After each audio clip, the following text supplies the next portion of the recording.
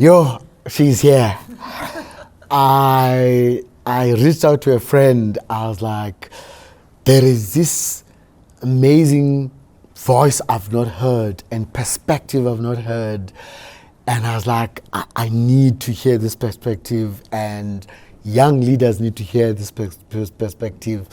And Fumani Mthembi is here, somebody who's passionate about energy, but looks at it from a very different angle than anything I'd been hearing, right? What got you into this space? Well, firstly, thank you. Thank you so much for the invitation.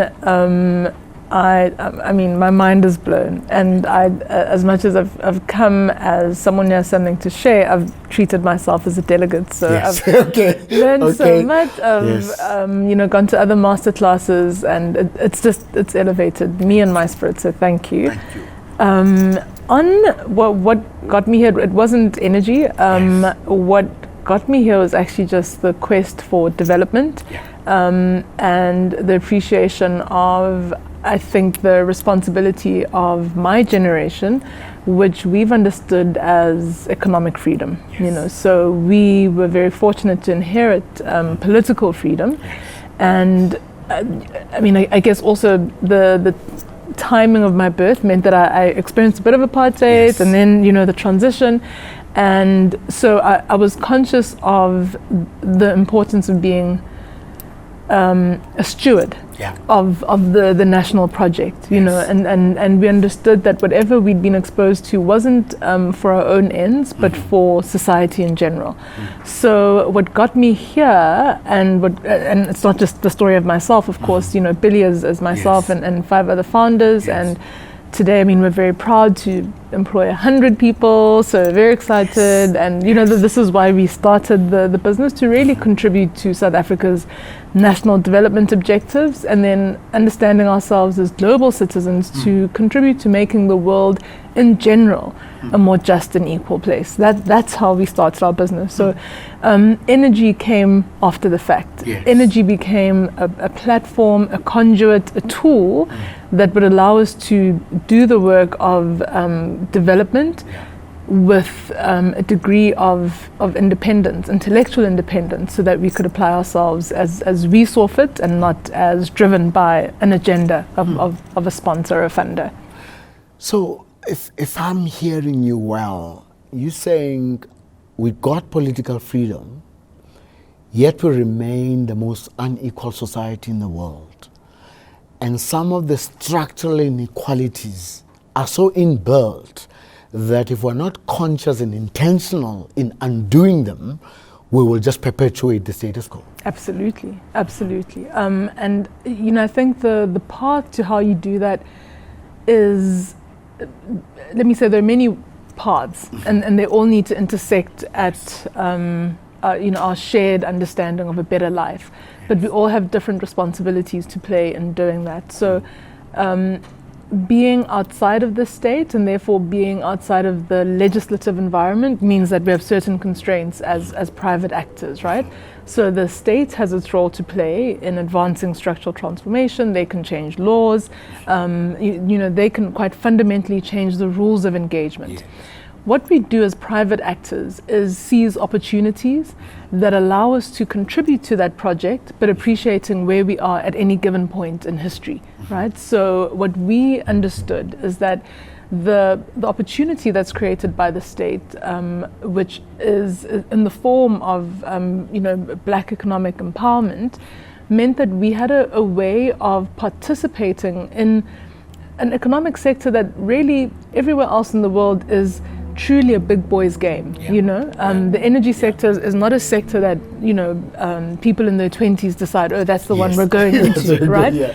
And I spotlight this because there are challenges in our society, but it's so important to appreciate the opportunities and to appreciate what we can do, how we take those gaps in order to advance something much bigger. And from a Pele perspective, we thought, okay, this legislation around economic empowerment allows us to enter a sector and then do with that opportunity what we think business ought to do in society, which is ultimately developed very directly, not as an afterthought, as CSI spend or whatever, a core component of our business. We have 2 businesses that are incorporated, that are staffed, both focused on the same objective. The one is, how do we build renewable energy power plants that will live and serve society? And then the other is, and how do we ensure that those assets are directly contributing to the development of the communities that host them. These 2 things for us go hand in hand, and they're a product of just recognizing an opportunity in the legislative framework that we have today. It's not the panacea. There are many other things that need to happen to make South Africa a more equal society, but this is what we are doing in our small way, and we do think it is catalytic and important. If I look at some of the rural peri-urban environments, it's easy for somebody to put them aside, and we can continue with our society, right, and be globally competitive. Yes. But they're still there. Yeah. And you're arguing that at the core of our business success should be how we make success with these societies. Yeah. Can you maybe expand on that? Yeah. And in part it comes from lived experience. So I was born and grew up in a township. And I think my point of departure was not appreciating the fact that every day of my life I had to leave the township in order to access the life that I wanted, right? And that was true for my parents. We all woke up and left. They had to go work, we had to go to school, and to get a better education, we couldn't be in the township. And that to me seemed wrong, and of course when you're 5, 6, whatever, it's wrong, but you can't quite say what's so wrong about it. What then to me felt wrong was recognizing that by virtue of being able to exit the township, I'm already on a different path to the friends of mine that I'm growing up with who can't leave the township, who go to school in a township, school. And so that already feels uncomfortable, because yesterday we were equal, now I go to a different school and the world is truly becoming my oyster, and I can see the ways in which you're being left behind. So that's the personal experience, and I think it takes forgetting or denying who you are to not know that something is wrong with that, right? When you start to then make it, or let me say, when of course we get older, we get exposed to more and educated, you then can see how your personal experience is actually part of the structure. So, this is the design of South Africa. The design is to exclude some people. The design is for some spaces to be labor reserves, so we're all here so that we can wake up in the morning and go serve another objective elsewhere. That's when you start to understand, okay, something is fundamentally wrong, it's unjust. Later on in my life, I had the privilege and opportunity to study abroad in a town in Brighton in the UK, and the population of Brighton is very similar to the population of Davidton. And that's when the penny really dropped for me, because I realized, so it's possible for a place like Davidton to have a world-class university. Okay, I never thought of space that way. It's possible to, at that time I think Unilever was headquartered there. So Davidton could be home to a headquarter of a global company. I never thought of that. And that, I think for me, was when the penny really dropped. I realized that the way we've been thinking about space in South Africa is so wrong. And that little instinct that said to me as a young girl, this is not fair. It's not cool. Why must I wake up at 6? My friends at school, they wake up at 7:30, and it felt like, okay, it's personally unfair. It's not fair to my friends. And then finally you realize, this is the structure. This is the design. And the only way you can change this is through intention. I couldn't unsee what I saw in Brighton. And I think my mission, and it's shared by my business partners, is to say, actually, the forgotten town, the little town, this is where the future of this country lies. And for me, what's been humbling is that the more we work in these communities, the more, as much as I grew up in a township, I grew up in Gauteng, so, in a very urban context. I've then also started to appreciate, oh wow, this is home to someone. You know, this is it's home. Yes. It's what Davidson represents Yes. to me.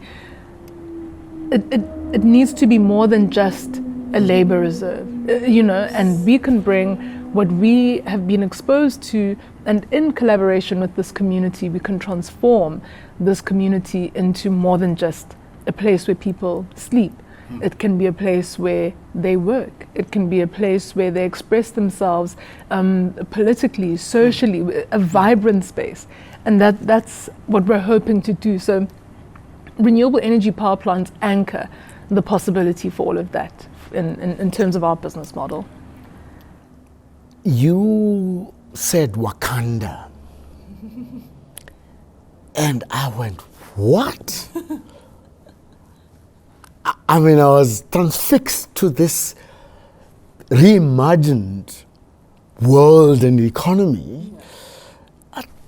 Share with people what you meant by that. But I mean, you know, Wakanda is this sort of fantastical creation, right, of a reimagined Africa, an Africa that is home to, you know, the world's secrets and, you know, secrets to prosperity, and so I think Wakanda for me helps me to connect to something that I probably won't see in my lifetime, but the project that I want to be a part of, you know, it speaks to my very deeply held belief in the beauty, the ingenuity, the genius, the full potential of what it means to be an African. It's about rewriting our story. You know, ever since you know, this continent has been colonized, we've been undermined, you know, as a people. We've been made to believe that we've been colonized because we're inferior intellectually, we're inferior aesthetically, you know, we are inferior. Whereas our lived experience is that this is not true, you know, so going back again to those early roots when, you know, our parents are struggling and doing everything they can to put us in good schools, part of that experience is, okay, so I did wake up at 6 o'clock to get you. I did come in a taxi, but I'm doing better than you. And you are supposedly better. So what's going on? And so on a personal level, you start to understand that a lot of this is a lie, and it's been constructed to disempower people. And it's reinforced. Exactly. So you're saying that you want to create a counter-narrative that young people can believe that these societies that are now run down, left behind, can be reimagined to be different, and energy can be the catalyst for that. But not in an extractive manner where you come in and go. It's reinvest and make people who are here to be part of this new. Because who's going to build it? Precisely. And that's exactly it. You know, and this is why I say it is about self-love. I think in the end it goes back to we have options, you know, we have options when we make it out of the village, make it out of the township, to see ourselves as exceptions, or to actually recognize that it is a system that is making it impossible for everyone else to experience what you are experiencing. And so when you do away with your sense of personal exceptionalism, then you're able to actually see communities for what they are, which are spaces that are made of many more people just like you. You know, if Mandela grew up in a hut in Kunu, that is true for the rest of us. You know, we speak in the communities that we were established, we build community centers, and we call them intentionally 4 rooms of freedom. Why? Because this 4-room structure was part of the apartheid narrative of what a black family deserved. All you need is 4 rooms, you know? And we say to ourselves, that's fine, because in those 4 rooms, we've constructed a new world. In those 4 rooms, we've outsmarted, we've outperformed, you know, so it's okay. You can't confine us, you can't confine our possibilities. And those of us who've had the opportunity via access then have a responsibility to say, if you know, my access is my dividend in the project of a more just South Africa? How do I reinvest that dividend such that it serves more people, right? Again, on a structural level, the state has a role to play. The state controls many other resources, but as private actors, as individuals, we have a role to play, and we should never undermine our role. There's a lot that is wrong. There's a lot that feels like it's intractable, but when I reflect on our experience, it's about the belief in creating a Wakanda. It's suffering through that. It is going hungry for it, which we have, but it's hard to give up on the beauty of African people, and that's ultimately what we're trying to reinforce. And power plants, I mean, this is sort of the technical side of what we do. You know, power plants, research, all of these pieces are how we use our technical capabilities, but to speak to something far more profound about the human experience, and that's how we're trying to use our lives for the betterment of the forgotten people. There's a young person who's listening to you and says, I've gone to the good schools, I've gone to good universities, I've studied even abroad, I've worked in all the top corporates. I hear this thing, but you're wanting me to leave all of that to go build something new. That is got to go and reimagine this new world that I have to build, right? You're saying the Pele Group has chosen that. You and your partners have chosen to do exactly that. Yeah, I'm beyond cautious. just tweeting. You saying no? Yeah. You saying I must go. You must do it. You must make sacrifices, but I'm cautious in arguing that leave everything behind, because that's actually not my message. That's not what right? you're saying. It's not what I'm saying. I'm saying that be intentional in every space that you're in. You know, make a difference where you are. Exactly. And bring your roots with you. Exactly. You know, so I said, for example, in my masterclass, I think that there's this fixation with entrepreneurs, yes.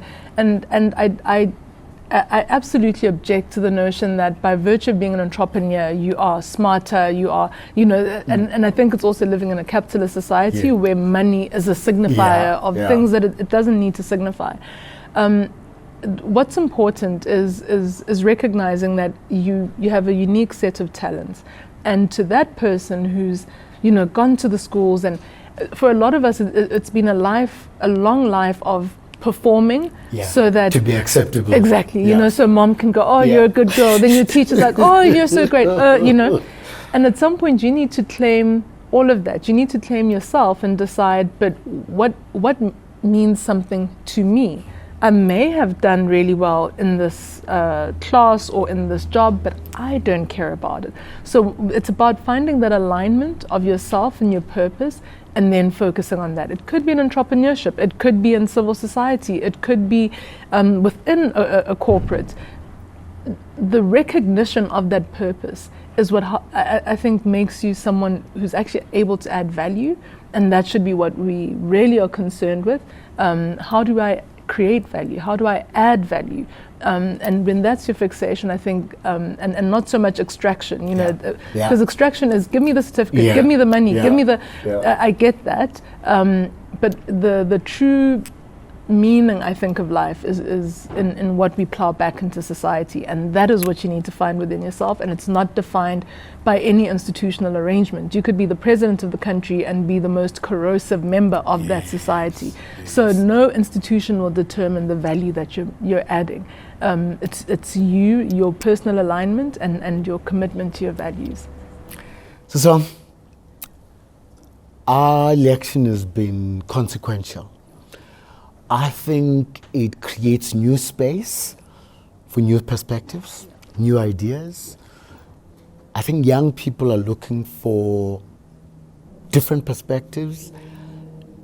And I think what Wakanda has meant for me is to ask us to challenge the status quo intellectually. Because if we don't, we just perpetuate what is. Thank you for the work you and the Pele Group are doing. Thank you. And I think that it's going to inspire a lot of young people who want meaning and purpose in what they do, but sometimes may not know the how. And again, this thing of identity is important. I don't love other people less because I love who I am. Exactly. I am not less non-racial because I accept my culture and my Yeah, identity exactly. and where I am. Exactly. And I think that's what makes a true country, is where we accept ourselves for who we are. Yes.